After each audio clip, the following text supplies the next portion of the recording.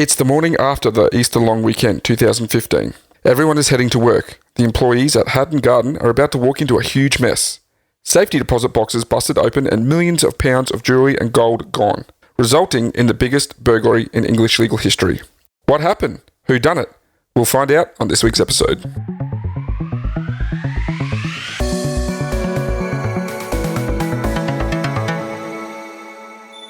Welcome back to Cheeky Tales. Thanks for joining us again this week. If you're new, welcome. I'm your host for this week's tale, John, and with me is everyone's favourite tennis fan, Aaron. Hello, boy. How are you? Hello. I know little bits about tennis. Yeah, well, you're the tennis fan. Last week's episode was all about tennis. You know the first piece of feedback that I got about last week's episode? Yep. I don't even like tennis. I'm not listening to this one. I was like, all right. Do you want to name and shame that person? Let me guess, Chloe? Yep. I wasn't going to. I was just going to be like, she knows who she is. Cheeky Tales number one fan or number one feedback giver, Chloe. Yeah, she does love giving the feedback and I appreciate it, but... Oh, we do. It's great. I refuse to listen. So she didn't... I guilted her into Okay, fair enough. Maybe listening. I'm sure she had fun. Anyway, I've got a heist tale for you this week, boy. Real Ocean's 11 stuff. You know, I've never seen that movie. Oh, you are a movie noob. Seriously? Are you serious? I've never seen Ocean's 11, yeah. What about 12? No. 13? Why would I have seen the sequels if I haven't seen the original? Who knows? You may have. Yeah, I've seen Harry Potter and the Goblet of Fire. That's it. You know, I reference Harry Potter a lot. I've realised. I think every episode there's been a 10 points to insert house. There was one last week, yeah. Yeah. I'm going to stop doing that. So this tale this week is also not really a mystery. It's a heist, which is fun. Bit of a spoiler, but we'll get into that later. I find it lame when people are caught for heists. Reserve your judgment. I will do no such thing. Judgment has been given. Well, we'll see if you still find it lame. Win me over. Yeah, okay. Steal my attention, boy. So, Hatton Garden. Missed that one. I got it. Steal my attention. Don't worry. I've been thinking of one for your next episode too. Don't worry. Oh, no. So, Hatton Garden is a commercial zone in London. It's kind of, what do we got? We got northeast of Buckingham Palace. Yep. And northwest of the Tower of London. Okay. You probably still have no reference for where this is. I've got a vague reference. Okay. I've got a British mate at work, and quite often I'll be like, show me something in England. Yeah, right. Went to look for the source of the Thames the other day. Okay. So far away. I couldn't believe how long that river is. But anyway. Yeah, right. Nice. So it's London's go-to shopping destination for diamond jewellery, watches and affordable luxury. Okay. Affordable luxury. Affordable luxury. That's what Wikipedia said under Hatton Garden. All right. Affordable luxury. And at 8890, so it's like 88-90, that's the address, Hatton Garden is Hatton Garden Safe Depository. Okay. So a bank, but not a bank? It's a safe depository. Yeah. So, and I believe it's mainly used by the local jewellers and businesses. Okay. Not surprisingly, I couldn't find too many details on the actual vault. What? You mean you couldn't find the exact blueprints online with a simple search? No, I couldn't. Shocking. But How do these heisters do it? What I do know is it's underground, has solid concrete walls, big old steel door, like vault door. I actually have a vague memory of hearing about this. Really? Okay, that's cool. Maybe. And inside is 999 safety deposit boxes. Well, that just seems I know, they could have squeezed one more in. I'm sure they could have put an extra one in there. So I'm going to assume you know what a safety deposit box is? Yes. Okay, cool. But maybe our listeners don't. Would you like to tell me? A safety deposit box is like a safe in your house, but it's in a big vault that people can't get into. So you put things like jewellery and other valuables like your important documents. Do you want to reference Harry Potter? No. Okay. Because that was just a bank vault, really, was it, when he went and got all his gold? Look, I feel like we're going down the rabbit hole of Harry Potter references again. I'm going to talk to you Harry Potter. How you know and understand things. Oh, don't make it sound like all I know is Harry Potter. It's happened again. You're doing it, not me. All right, let's get on to the heist. So they suspect the gang started planning about 3 years prior to the job. The gang? Yep. Research. Well, we'll get into that. Researching drills, etc., and stuff like that. Then about in 2015, they started scouting out the actual building of 8890 Hatton Garden. And coming to about January, the proper planning started. They would meet every Friday night at the pub, the Castle Pub in Islington. Nice. To maintain the mystery a bit, I'm going to go with their aliases for now, like throughout the story with their aliases. Some of them aren't very creative, but we'll get to that at the end. So my immediate thought is a pub isn't exactly a private place to have a meeting. Why would they go Probably to a pub? not. I don't know. They went to the pub. And like British pubs, when I picture them, are really cramped. You know, like you're crammed in there. You're going to be next to people who can hear you. Fair enough. Didn't think of that, did you? We might get back to this later. Ooh. Yeah, we might get back to this later. I'm ahead of the game. So on April 1st, electrical cables under the pavement in Kingsway caught fire, which is just around the corner from this place, leading to a serious disruption in central London. The fire continued for the next 2 days, with flames shooting out of manhole covers from a burst gas main. Sorry, what? A gas main was on fire? Yes. And so you'd be walking down the street. And there's fire shooting out of manhole covers. Dope. London is dope. Hey, you want to go stand next to a dirty river and have a manhole cover catch fire next to you? Potentially blow up into the air as it We brush got the goes up. city for you. So several thousand people were evacuated by nearby offices, and several West End theatre performances were cancelled. There was also substantial disruption to telecom infrastructure. This isn't proven, but it's suspected to be linked to the heist. So they reckon that the gang went ahead and did that to... They're not sure how, but they reckon so, because later on the gang is seen wearing high-vis clothing with like gas and stuff written on the back of it. Oh, okay. I thought you were just going to leave it at high-vis. I was going to case closed. So this is Thursday, April 2nd. What year? 2015. It's not that. Oh, this is not that long ago. Recent. It's 6 years ago. No wonder I've heard about it. Yeah. I was like a human being that could watch the news. And remember, so being April 2nd, remember this is Easter long weekend. Okay. It's 2015. What would I have been doing then? I would have just started working. No, it's in April. I wouldn't have. I was a bum. Had no job.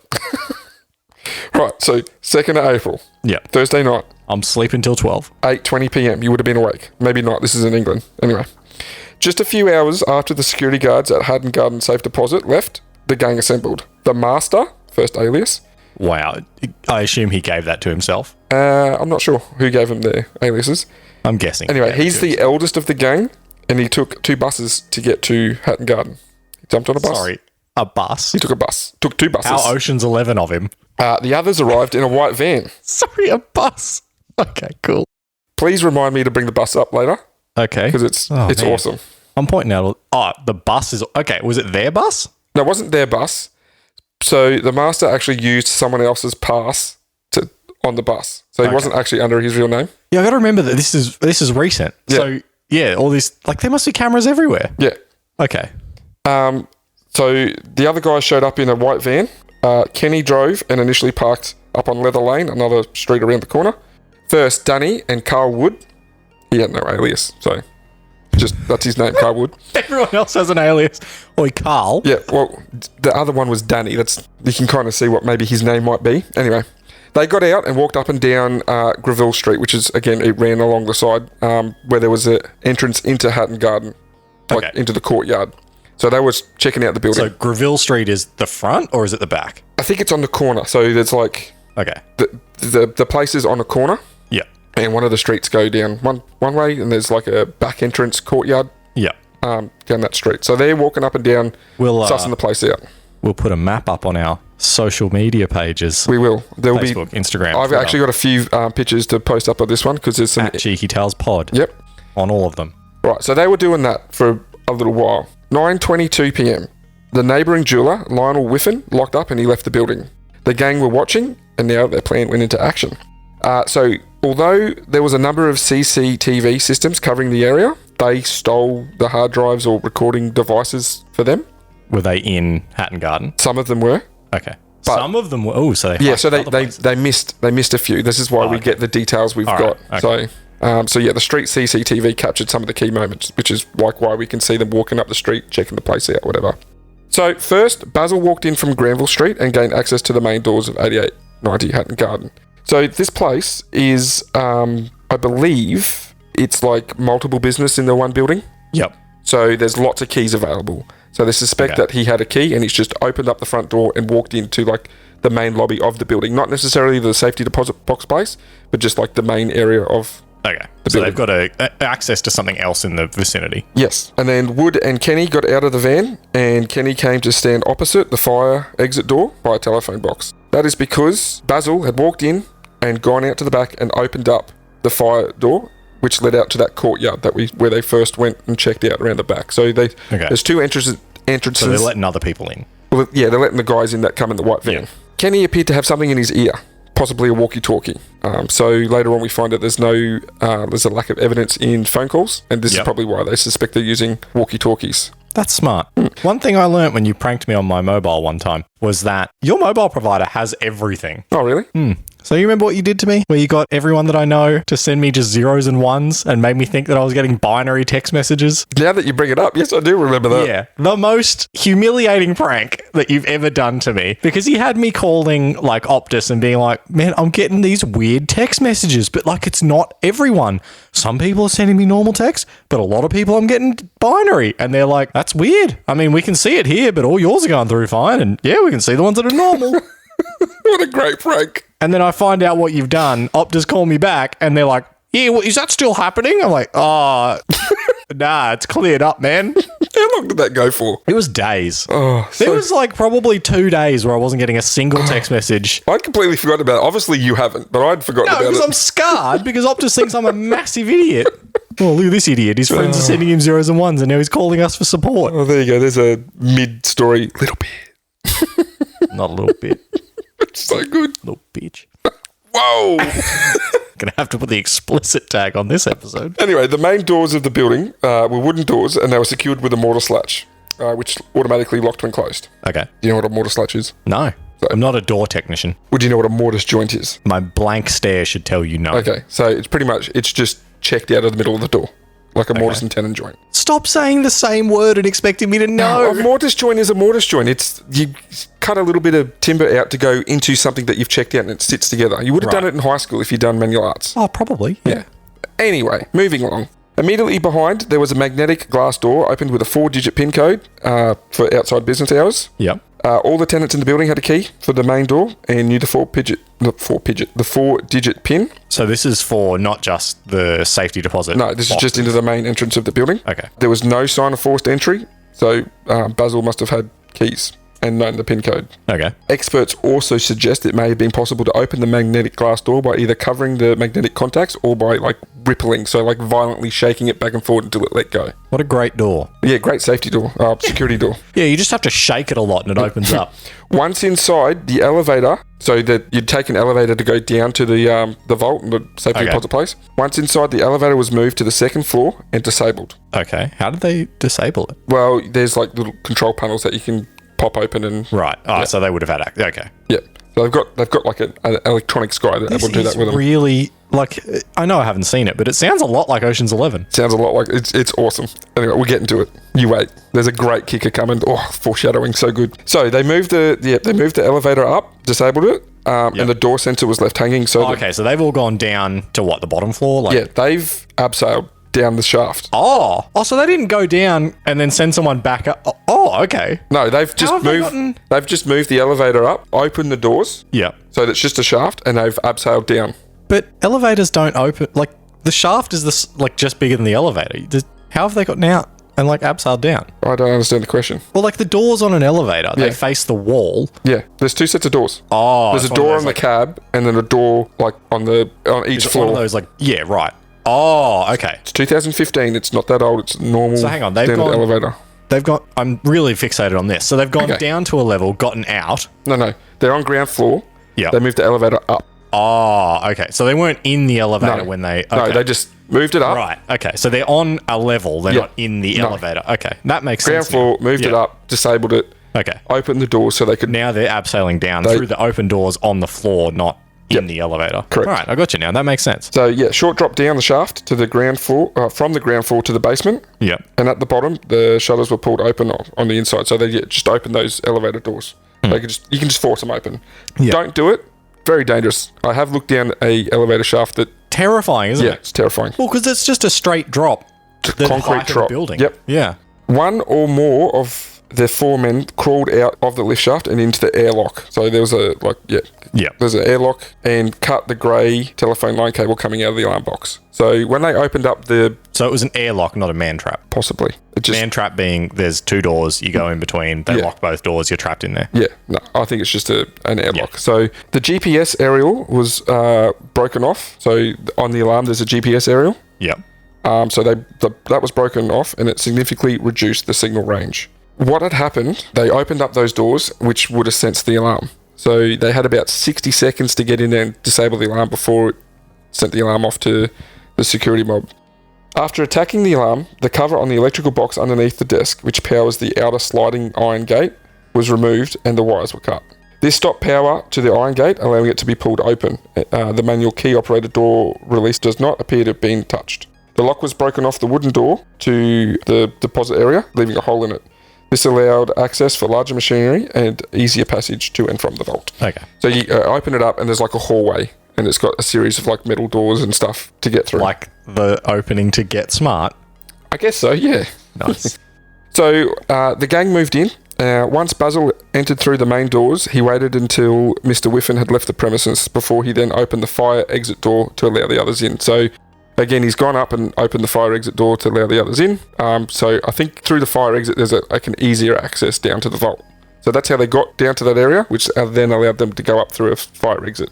Right. So they get in, and then someone just opens up the fire exit. They can come back and forth. Yeah. To gain access to the Hatton Garden courtyard, all that was required was to pull back the 2 bolts on the basement door.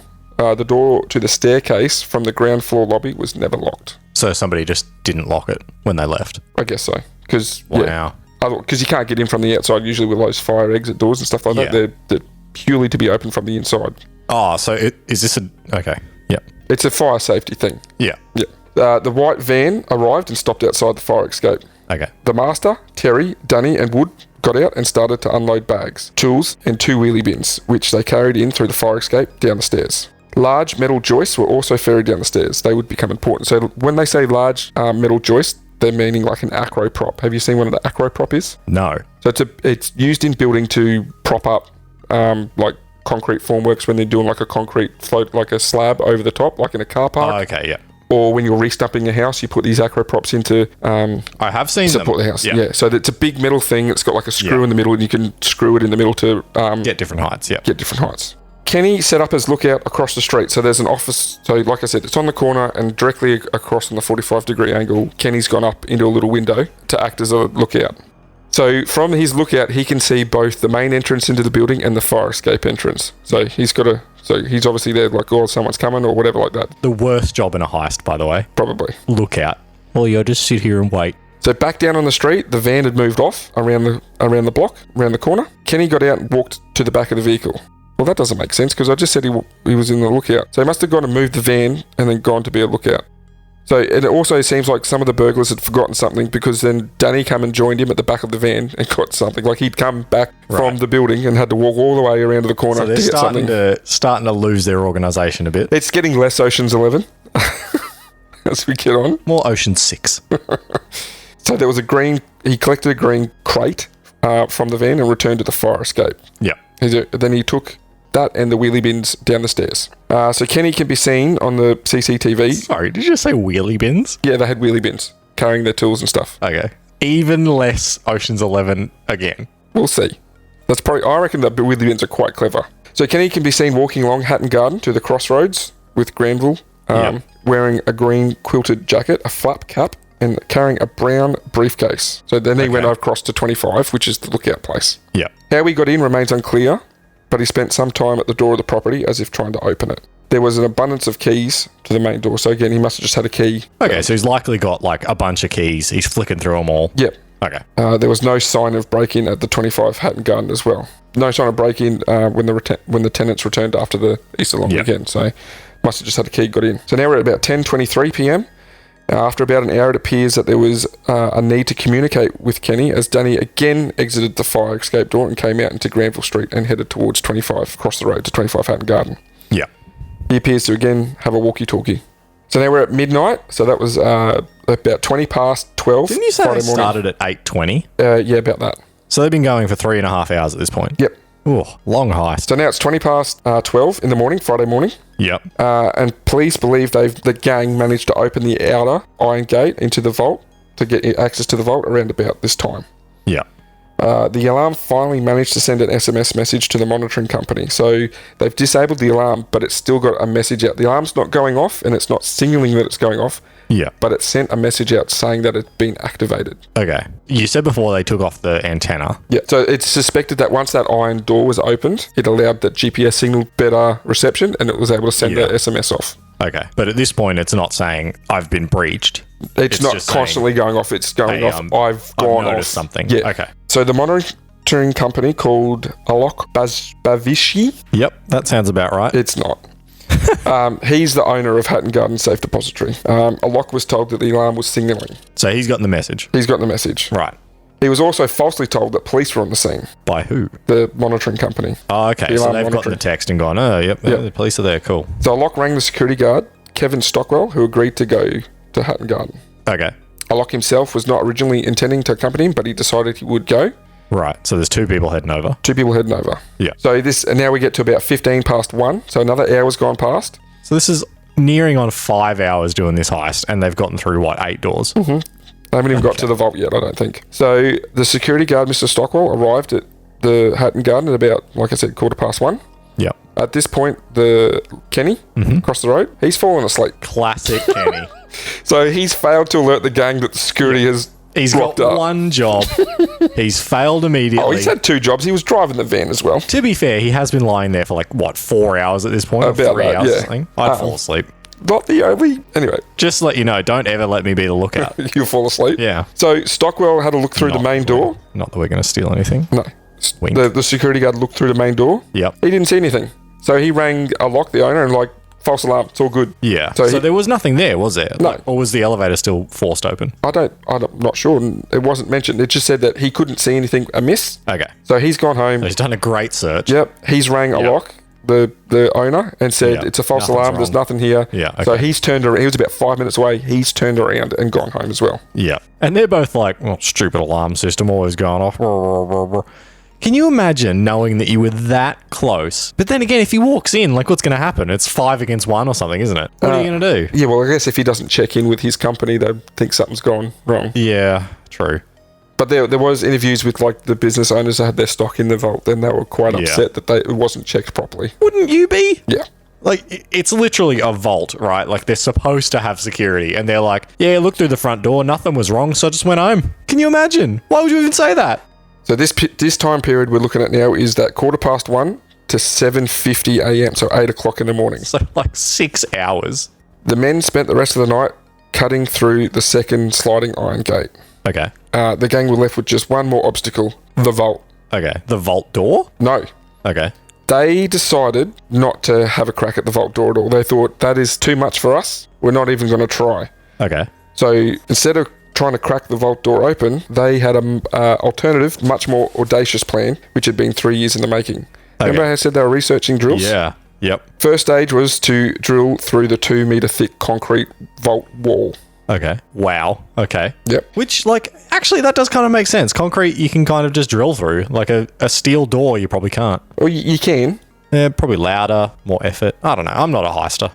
You're also not a tradesman or anything. So you How have... dare you? It's true, though. It is true. I am, so... All right, carpenter. What? Is that meant to be a dig? I guess not really, but you don't work with concrete. Right. So, yeah, like I said, their plan was 2 stages. Drill through the wall. Yep. And then the safety deposit boxes are up against the wall. So that's what the hydraulic pump... they had a hydraulic pump and an acro prop. So once they drilled through, they were going to put the prop through, get the pump, and pump the pump until it pushed the box open. Okay. Which would allow them to crawl through the hole that had drilled and get into the... So they're into the drilling a vault. big hole.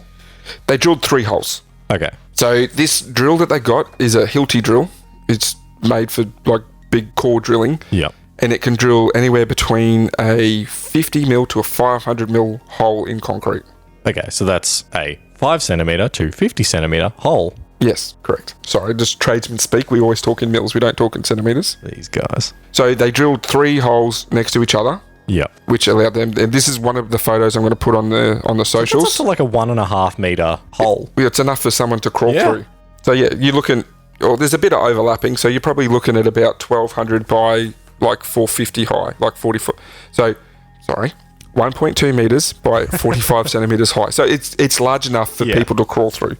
Only problem, didn't quite go off as they planned. Okay. They ran into a problem as they put the acro prop through with their hydraulic pump to push the thing over. What they didn't quite expect was that the safety deposit box, like the big cabinet of it, was bolted to the ceiling and the floor. You know, I immediately thought that. I was like, it wouldn't be freestanding, right? No, they were expecting it was just bolted to the floor. Oh, okay. So they could just push it over. Okay. Yeah. So the pump broke. That's the problem they ran into. They tried to push it over. The pump broke. Yeah. So either way, not successful. They kind of reckon that they may have used the pump wrong, that's why it broke. 7:50 a.m. on Friday morning, Wood, Danny, the master, and Terry left Hatton Garden empty-handed. Okay, so day one, nothing. Nothing. The master, he was done. He didn't come back. Oh, so the guy calling himself the master has one failed attempt. It's over. I'm going home. Yeah, his ideology was once you start going off plan, that's when mistakes happen. That's when you get Which actually does make a lot of sense. All right, I'm back on the train of the master's the best. Everyone else, though, was pretty much more determined, so they were determined. Yeah, well, that's why they're not the master. Anyway, we come back at 4:30 on Saturday now. 4:30 in the afternoon, Saturday. So they've had a siesta. Had a siesta. As the others returned home, Danny went to a machine mart and he bought a new pump and a new hose. Okay. So they went and bought a new Restocking. pump. Not the cheapest, I don't think, either. I think these pumps are about $3,000. Oh. When I say $3,000, I mean a decent score. This is England, so it's in pounds. All right, we're back now. 8 o'clock Saturday night. Okay. Yeah, well, been to Bunnings, picked himself up a snag and a pump. had a sausage on bread. Yep. The jeweller next door, Lionel, he returned to his office with his wife, and they were making arrangements for an electrician that was due to visit the next day. Okay, so that would have been Sunday? Sunday. Easter Sunday? Yeah, Easter Sunday. What electrician works on Easter Sunday? Maybe one that doesn't have a choice because the office needs to be open during the week. I don't know. A smart one because they're getting quite a lot of penalty rates working on a Sunday. I can imagine. When he arrived at the fire exit, the jeweller next door, he found it to be unlocked and ajar, which worried him. So he found the fire exit open. So this not security trained electrician. No, this is the owner of the jeweler next door. Okay, all right, yeah. So he knows the building. Yeah. He's found the door open and it's left him a bit worried, but he hasn't done anything about it. Okay. I was just about to give him props for noticing that. No, he checked it. He checked the door from the courtyard into the basement. And everyone other than the heisters so far is useless. Yeah. So he's checked the door from the courtyard into the basement and it was bolted from the inside, which must have been Basil as he left. Yeah. So he was like, it's all good. Everything's locked. Yeah. He cleaned and rearranged the office for about an hour and then he left via the fire exit. Yeah. And locked it at about 9 o'clock. So at 10 o'clock, the gang have returned to give it another red-hot crack. Okay. Again, Basil was able to enter the front door. Yep. And head down and go down the little passageway up to the fire escape where the other guys were waiting. So I assume nobody else has been in this building? No. Okay. It's Easter long weekend. Yeah. During this time, the three appeared to enter into a discussion and Wood decided that he was out now too, so he's gone. Carl Wood's gone. Yeah. He's oh no, not Carl. Carl. The one with no nickname Carl. Yep. So Basil again let the gang through the fire escape. Okay. Dunny was seen on CCTV bringing in a new hose and pump. So they left all their tools there too. Oh, why not? This time the burglars made a crucial breakthrough using the metal joist to give it more purchase. And the hydraulic ram finally managed to push the cabinet over into the vault. So they're in. They've done it. So they're all high-fiving. Yep. I think two of them went through. I think it was... well, got to have another lookout to fall asleep. Well, yeah. This one doesn't... Did they know that old mate had fallen asleep? I'm not sure. It doesn't say anything about it. I did watch... that was Kenny, right? Yeah, I did watch a video and they interviewed Kenny. Yeah. Oh, okay. So you can find videos of them interviewing. Yeah. Doesn't mention anything about him falling asleep in the video, but this is just one of the details I found. Would you? Probably not. So they're inside the vault. Yeah. 999 safety deposit boxes. How many reckon they got into? Have a stab. I'm going to say like 6. Something ridiculously low. No, they did. They got into more than 6. Okay. But you're not far. You're on the right track. They busted open 73. Okay. That's more than I would have expected, to be honest. And the funny thing about this, all the boxes that they got into were like waist to chest height. They didn't worry about working like above their shoulders or that does make sense to bending over. They've just gone. I would assume that easy the ones access in the middle are probably the biggest and probably the ones held by the people with the most money. From the video I watched, not necessarily. It varied in size. Like there were big ones on the bottom, middle, small ones are in the middle. I would just assume that you would have a box that's large enough to hold something heavy at an appropriate height to hold something heavy. Yeah. Okay. So this is, like I said, around 10 o'clock at night. Yeah. Boom. We're at 6 o'clock in the morning now, Sunday morning. Okay. So they've been at it all night, busting open deposit boxes and plundering loot. Good on them. As dawn broke, the gang emerged from Hatton Garden, arms filled with loot. Dunny was first, carrying the pump and hose back into the van. Yeah. Terry soon joined him, and together they brought the 2 wheelie bins and several bags, all full of jewels and other valuable items, up the stairs of the fire escape. Yeah. Wheelie bins become important. They've loaded the wheelie bins up with jewellery, whatever they can They're carry. dragging their bins full of gold. Yep. So is the wheelie bin a smart idea now? Still feel like there's probably a more awesome way of doing it than a garbage bin. Just a green. I guess, like, in reality, It's not as glamorous as the movies it's make not it out. glamorous, but it is inconspicuous. Due to the weight of the bins, it was actually quite difficult to get it up the stairs. Of course it was. It's full of gold. Kenny, meanwhile, left his lookout post and walked to where the van was. So he was still at the lookout. Okay. He probably slept through. He drove the van around to the fire escape, Kenny did, and he remained in the van while Dunny and Terry loaded up, obviously the very heavy wheelie bins and bags. Basil joined, again carrying the bin bag on his shoulder, having exit through the ground floor. So I don't believe, a bit of foreboding here, I don't believe Basil left with them in the van. Yeah. Okay. So So he's gone somewhere else. Yeah, he's taken that bag that he had and said, cheers boys, thanks for the job, and he's walked off into the sunset, sunrise. So the video of him walking away, he was very clever. He kind of had an idea where these cameras were. Yeah. And he had the bag on his shoulder. Yeah. In between him and his head and the camera. So the whole entire way he walked down, bag on the shoulder, blocking his face. Covering the face up, yeah. The value of the heist. £14 million of jewellery, precious stones, gold bullion, cash, emerald, sapphires, diamonds, wristwatches, such as Rolexes and rings. So bunch of stuff. Yeah. Rich people stuff. Yep. Imagine having so many like watches and gold and jewelry and like all this stuff that you have to have somewhere other than your own house to store it because it's not safe. Well, like I said, it was used by the local jewellery businesses. Oh, okay, yeah. I forgot that this was also business, not just it's people. in Bitches Zone. There's lots of these places around. Okay. All right. Okay, still. So later at the trial, someone came forward claiming that an extra £10 million of gemstones and pearls were taken. Yeah. Never really substantiated. So roughly maybe a total of £25 million. Yeah. Which is I don't believe this person that all of a sudden comes up in the trial. Yeah, which is roughly, I did the conversion last night, it's roughly 47.2 million Australian dollars. Nice. So quite a large haul. That's a good holiday. It was the biggest burglary in English legal history. Yeah, wow. So yeah, they were caught. Okay. Nothing glamorous about it, sorry. Bit flat on that one. Yeah. How were they caught? All right. This better be juicy, boy. So it is a bit juicy, actually. Because you kind of gave it away in a flat way. Ah, sorry. Juice it up. So the investigation went to New Scotland Yard's elite anti-robbery unit, the Flying Squad. The what? Flying Squad. The Flying Squad. I knew you'd love this name. What? I don't, though. Why? Don't you? Why are they flying? I don't know. It's just... What does flying have to do with it? This is what they're called, the Flying Squad. Okay.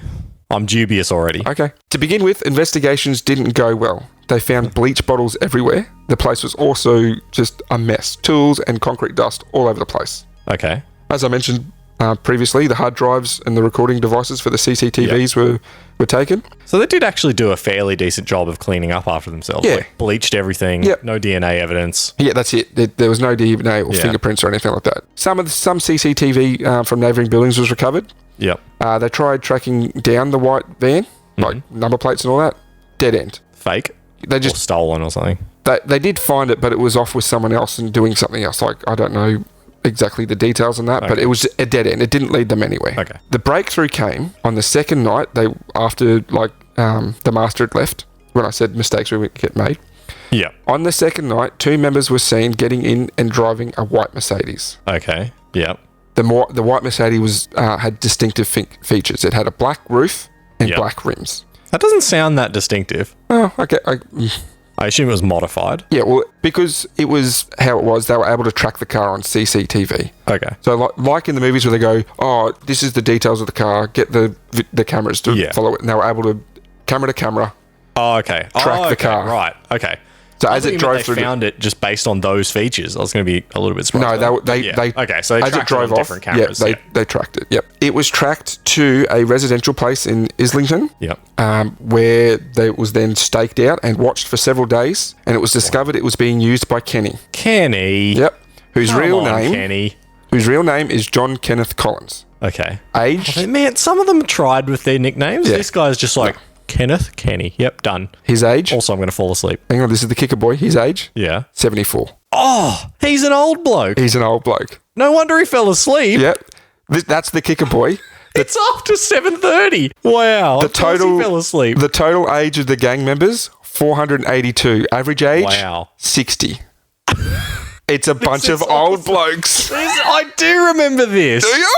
Yes, I remember hearing about this, and it was like, yeah, and they were all super old. Yeah, a bunch of old blokes. So Nice. detectives followed John Kenny Collins for days and ID'd everyone he met with. Yeah. One meeting at a cafe took detectives one step further in the right direction. He met with Brian Reeder, also aged 74. Yeah. The two met in prison, and like John Kenny Collins, was a bit of a career criminal. Yeah, okay. A long career criminal. Yeah, I don't have it written down, but yeah, I've remember reading about this Brian Reeder. He was in prison for a gold bullion heist. Okay. So they're experienced heisters too. Yeah, I forget, it might have been in the early 80s. Yep. Anyway, he got done with this heist. His acquaintance during the heist, they ran into a dirty detective, and as the detective had his back turned, this other bloke stabbed this guy in the back and killed this detective. Jesus. They were both acquitted, claiming self-defense and whatever. Oh yeah, stabbing someone in the back, definitely self-defense. Anyway, they went to prison. They've been to prison. That's where they met. They met in prison. Yeah. I mean, no doubt they're not great people. No. Surveilling John Kenny Collins for another couple of weeks. On the 24th of April, he met with Terence Perkins. Okay. Terry. Yeah. Yep. 65. Terence okay. Perkins, 65. And Daniel Jones, Danny, who's 59. Just people can't see it, but I'm rolling my eyes so hard at this. Like I said, they weren't. Some of them weren't clever. Trying very hard. The newspaper gave them some interesting names, like there was Montana, the Tall Man, the Gent. These are all better. Yeah, I know. All better than the Master and Kenny. Yeah. I don't feel so bad about Carl not having a nickname now. No, really. Anyway, to get them all connected to the heist, on the 1st of May, at the pub, the castle again, they've gone back to the same pub. God. Yep. John Kenny Collins and Terence Perkins met Brian Reeder for a drink and a cheeky tale on how they got the pump to work. So remember, Brian Reeder's the master. He's the one that left off the first night. So he's back. He's like, I can't believe you did it. Yep. He's come back. Let's all meet again. Yeah, he's come back. He's like, you got to tell me how you did it. Because the police were following him. There was an officer in there that had a little sneaky camera set up, and he was recording the guys having a conversation. Yeah. There was no audio. It was just video. And you can look this up. I've watched it. Yeah. There's literally a video of, I think it's Terence, making a pumping action on how they got it to work. I love that. Yeah. So he's come back and like, how'd you get it to work? He might have even been chasing a cut. Like, oi, guys, I come up with this plan. I can see him pantomiming it like, I'm just pumping it real good. That's exactly what it is. And then they got lip readers in to study the video and get a... I don't trust lip readers, but yeah. Anyway. I'm sure it wasn't too hard in this one. No. So because of that, they were able to get authorization to bug cars. Yeah, okay. So when they bugged the cars, they were able to get more information, which led to identifying everyone that was involved. Of course. I feel like they're so close to being amazing, and yet... Just the Mercedes. Dopey. Like, get in your own car, drive back to your house, all meet up like a couple of days later, and then pantomime what the thing was you would do. Like, oh, come on, guys. There's recordings of the audio that was recorded in the cars. Yeah. Here we go. It's great. Yeah. I don't have any quotes, but it's great. Like, they're just bagging out, like, oh, maybe left and stuff like that. Like, oh, he effing left and now he wants a cut. Like, what an idiot. The master? Yeah. Yeah. So, anyway. So, yeah, like I said, they're able to gather all the evidence they needed and their identities and the location of some of the stolen property. Yeah. And on the 19th of May, so this is what? 19th of May. This a month later? 2 months later? Yeah. Oh, April, wasn't it? Early April? Yeah. Yeah, so it's about a month. 2 months. April, March, May? No, March, April, May. April, right. March, May. Sorry, yes. Please the way the months go. Please cut that out. This is becoming a little bad. On the 19th of May, the gang had met up to divide the loot. Yeah. And that's when the police raided. Okay. So raided the property, arrested everyone. Okay. There's also video of the police raiding. There was like hundreds of police officers involved. Yeah, well, of course there was. I don't know what these blokes are up to. Only one member of the gang slipped through the cracks. Please tell me it was Kenny. It was Basil. Oh, okay. Remember, he didn't... I was really hoping it was Sleepy Kenny. He never really... oh, no, I slept in and missed the heist. He never really met up with him again. So he took that bag and was never seen again. Smart guy, because the rest of them seem like real dinguses. Dingai? So the man known as Basil... Yep.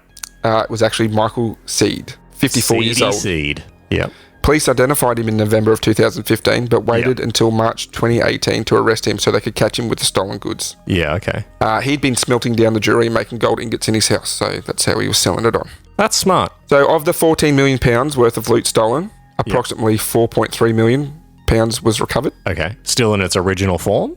Like not melted? I'd say so. But that's still Yeah. quite a lot of loot that was Gone. gone. Yeah. Possibly, what, 20 million? Possibly 25, yeah. Yeah. But officially 14, so about Yeah. 10 million of it still missing. The newspapers had some great names for the gang. Yes, as you said before. Yep. Dad's Army. No, this is like as the name of the gang. Yeah. Oh, okay. Yeah. Dad's Army. Yeah. Dad's Army, the Diamond Wheezers, the Old Baggers, or Blaggers. Diamond Weezers. Yeah. Or as the French press called them, Le Gang du Papis, the granddad's gang. I love that. Le Grand du Pap. What was it? Le Gang du Papis. I love that. So that's the heist. Puppies. That's the heist. What a heist. They got in, got near, They got in, got they got nicked, sleepy, to use a bit of English slang, nicked. got in, got sleepy, gave up for the night, had a nap, bought more gear, came back, and then decided to just meet up in the pub and talk about it. Yeah, I'm gonna. You know, like right at the start, I was like, what are they meeting in a pub for? Like, Yeah. can't people find them? This is just what they did. This I is the know. pub they went to all But the like- time for drinks and catch up and. Immediately, I saw the problem there. It's a public place. Yeah. And what happens in the end? Yeah, of course, the police are there. So I've got some quick facts on where the gang is now. Quick facts. Michael Seed, Seed. also known as Basil, sent to prison in 2019, serving 10 years. Ooh. Brian, Good time to be in prison, though, if you're going to be in prison. why is that? COVID. Well, if he gets into prison. I mean, it's going to get it. Anyway, not the point. Yeah, yeah. Well, I'm just saying, like, if you're going to miss any time in history, the last 2 years is probably the time you want to miss. Well, we're all in house prison. Yeah.